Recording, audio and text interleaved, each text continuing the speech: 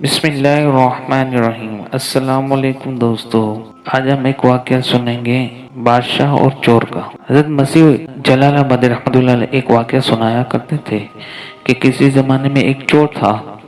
وہ بادشاہ کے محل میں چوری کے ارادے سے آیا۔ رات کا وقت تھا اور محل کے کمرے میں بادشاہ اور اس کی بیوی کی گفتگو کی آوازیں آ رہی تھی، تو وہ کھڑا ہو کر سننے لگا۔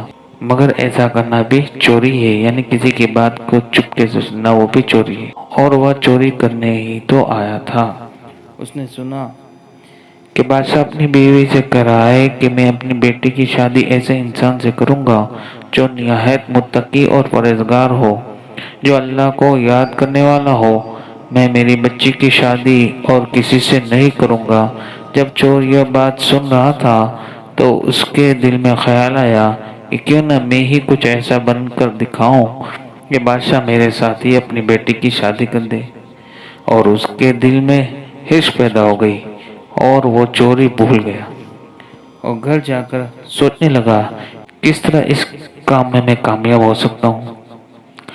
تو ایک تدبیر اس کی سمجھ میں آئی کہ بادشاہ کے محل کے قریب ایک مسجد ہے، اس مسجد میں جا کر بزرگانہ لباس پہن کر وہاں دن رات عبادت میں مشغول ہو کر بیٹھ جاؤں، تو بادشاہ کے پاس خبر پہنچے گی کہ کوئی آدمی ایسا متقی اور پرہیزگار ہے جو دن رات اللہ کی عبادت میں مصروف رہتا ہے۔ تو ہو سکتا ہے کہ بادشاہ کی نگاہیں میرے پر پڑ جائے تو بادشاہ کی بیٹی سے میری شادی ہو جائے۔ یہ اس کا حقیر اور ناپاک مقصد تھا کہ جس کے لیے اس نے یہ ارادہ کیا، اور اس نے اپنے ارادے کے مطابق بزرگانہ لباس تیار کر کے اس مسجد میں جا کر نماز پر نماز، ذکر کا اور تلاوت شروع کر دی۔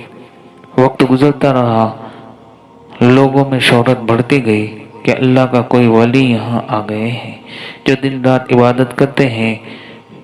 اب اس کی طرح لوگوں کی آمد و رفت کا سلسلہ بھی شروع ہو گیا۔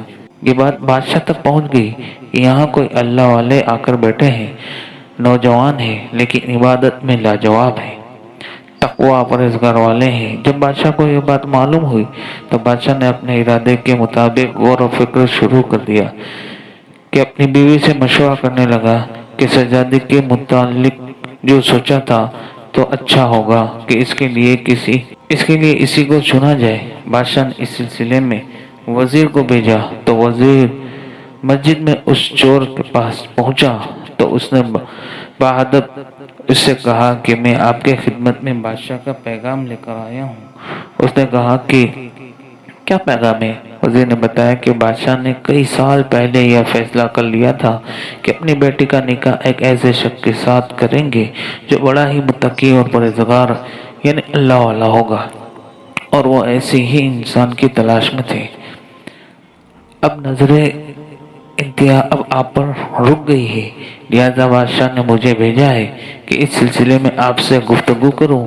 اگر آپ اس کے لیے تیار ہیں تو فرمائیے کہ کیا آپ شادی کے لیے تیار ہیں؟ یہ شخص جو دراصل اسی آرزو اور تمنا میں آ کر یہاں بیٹھا تھا، وہ کچھ دیر تک وزیر کی گفتگو سنتا رہا۔ اس کے بعد اس کی آنکھوں سے آنسو جاری ہو گئے، تو وزیر نے پوچھا کہ کیا بات ہو گئی؟ تو وہ کہنے لگا کہ آج جو پیغام لے کر آپ آئے ہیں یہ پیغام مجھے منظور نہیں ہے۔ وزیر نے کہا کہ آخرکار کیوں منظور نہیں ہے؟ تو وہ کہنے لگا کہ دیکھیے کہ میں صاف صاف بات آپ کو بتاتا ہوں کہ میں اصل میں ایک چور تھا، اور ایک مرتبہ میں بادشاہ کے محل میں چوری کے ارادے سے گیا تھا۔ جو کچھ ہوا اس کو مکمل واقعہ سنایا، اور مکمل سنانے کے بعد اس نے کہا کہ میں نے یہ سب کچھ چوری کے ارادے سے کیا تھا، لیکن جب میں یہاں پر آ کر بیٹھ گیا تو خدا نے مجھے اپنا لیا ہے۔ اب بس اس کے بعد مجھے کسی کی ضرورت نہیں ہے۔ پھر وہ اللہ کی عبادت میں اپنی زندگی گزار دی۔ امید ہے آج کی ویڈیو آپ کو اچھی لگی ہو۔ اس ویڈیو کو لائک کریں اور چینل کو سبسکرائب ضرور کیجیے گا۔ آپ کے ایک لائک اور سبسکرائب سے مجھے موٹیویشن ملتا ہے کہ میں آگے دوسری ویڈیو بھی بناؤں۔ ملتے ہیں ایک اور ویڈیو کے ساتھ، تب تک کے لیے اللہ حافظ۔